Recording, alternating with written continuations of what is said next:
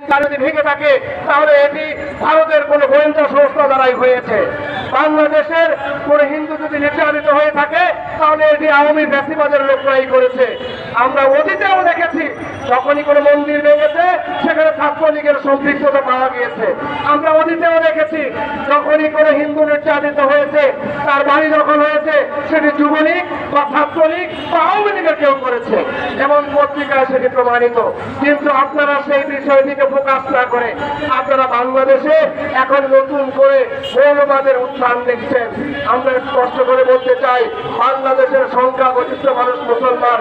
আপনারা যদি হিন্দু, বিজেপিকে আমরা বলে দিতে চাই, আপনারা যদি হিন্দুত্ববাদী সরকার হয়ে হিন্দুদেরকে প্রমোট করতে পারেন তাহলে বাংলাদেশের 18 কোটি জনগোষ্ঠীর মধ্যে মুসলমানদের সংখ্যা বেশি, সুতরাং এখানে মুসলমানদের সংখ্যাগরিষ্ঠতা থাকবে, এটি নিয়ে আপনাদের মাথা ব্যথা হওয়ার কারণ থাকতে পারে না। প্রিয় ভাইয়েরা, আমরা আরো স্পষ্ট করে বলতে চাই, ভারতের ইতিহাসের সাথে মুসলমানদের ইতিহাস জড়িত। ভারতের স্বাধীনতা আন্দোলন এবং ভারতের এই সৃষ্টির পেছনে সবচেয়ে বড় অবদান মুসলমানদের।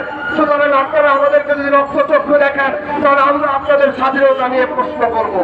আপনারা যদি আমাদেরকে রক্তচক্ষু দেখান তাহলে আমরাও বলবো যে ভারতের অনেক ধর্মীয় মুসলমানদের যে প্রতিষ্ঠান আপনারা ধ্বংস করেছেন তার জন্য আপনাদেরকে আদালতের কাঠগড়ায় দাঁড়াতে হবে। যদি বাংলাদেশকে আপনারা অস্থির করার চেষ্টা করেন তাহলে মনে রাখবেন ভারতে অসংখ্য মুসলমান রয়েছে, আপনারা শান্তিতে থাকতে পারবেন না।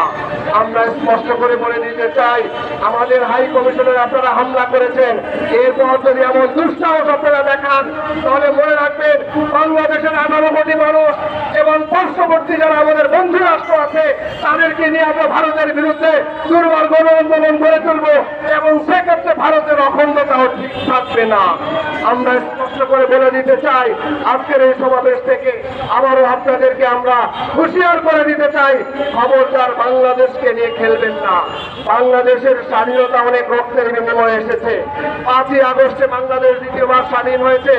সকল দল মত নির্বিশেষে সকল মানুষ এখানে ঐক্যবদ্ধ হয়ে আন্দোলন করেছে। সুতরাং এই আন্দোলনে আপনি ওই আওয়ামী ফ্যাসিবাদী শেখ হাসিনাকে এখানে বসিয়ে আবার কোন উদ্দেশ্য হাসিল করবেন, এইটি একটি দুঃস্বপ্ন ছাড়া আর কিছুই নয়। বাংলাদেশ আওয়ামী লীগের কবর রচিত হয়েছে, এই কবর আর পুনরুজ্জীবিত হবে না ইনশাআল্লাহ।